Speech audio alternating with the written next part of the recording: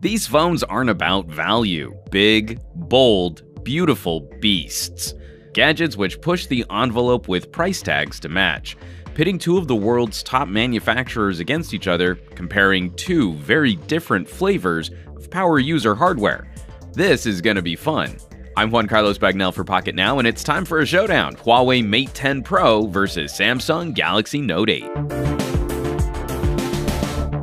Kicking things off with design, Samsung has been a consistent favorite this year, adopting a taller form factor, thin bezels against hard rectangular corners.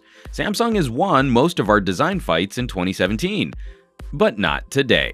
Huawei has dramatically cleaned up its act. The Mate 10 delivers a wonderful blend of familiar accents with a shiny new backplate, and against Samsung, Huawei delivers the more symmetrical handset. You gotta love that fingerprint scanner position. But switching to the tech inside, few companies can face the onslaught of hardware crammed inside the Note, an everything in the kitchen sink approach to building a phone. Both devices have top-tier internals and enhanced water resistance. Samsung just has more stuff. Wireless charging, iris scanning security, upgradable storage, and of course, the mighty S Pen. Huawei fights back with dual SIM card support, stereo speakers, and the niche favorite IR blaster, but Sammy just plain packs more in with fewer hardware omissions. Display size and resolution just reinforce that debate. There's nothing wrong with rocking a 1080p screen. It's more than adequate to get you through your day, so much so that Samsung ships their phones downscaled to 1080p out of the box. Both are rocking juicy AMOLEDs, sporting that fantastic contrast ratio, and very good outdoor readability. When you need more dots though, like say you're firing up a VR headset, Samsung has that Quad HD panel at the ready. These two companies aggressively customize their hardware, and that philosophy extends to the software running on each device. Neither would ever be confused with stock Android. Huawei's EMUI has evolved nicely over the last year, providing some great under-the-hood performance and optimization, but the design is still a bit rough around the edges.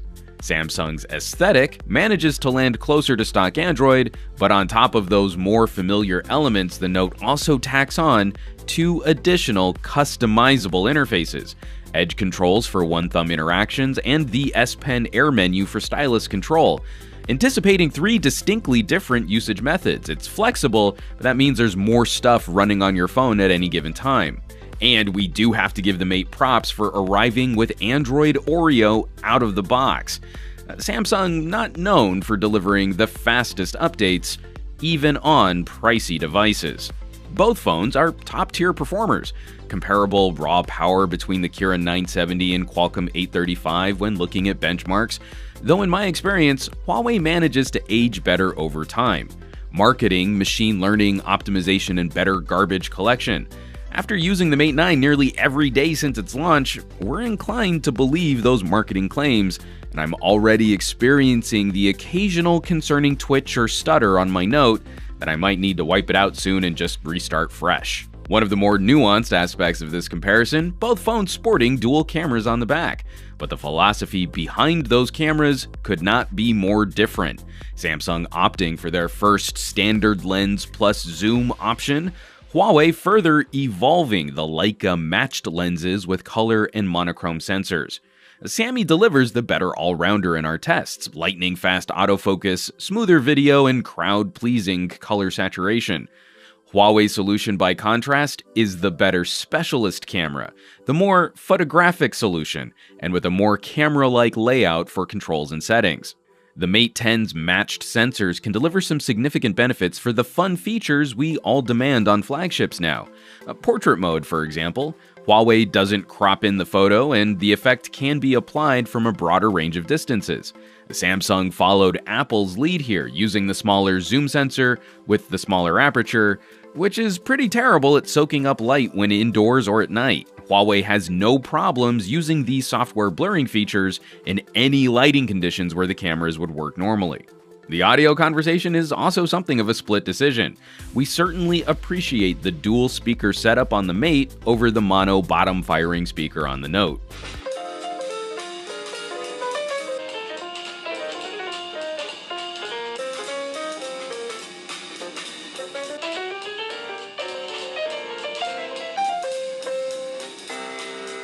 but the Note easily wins for headphones.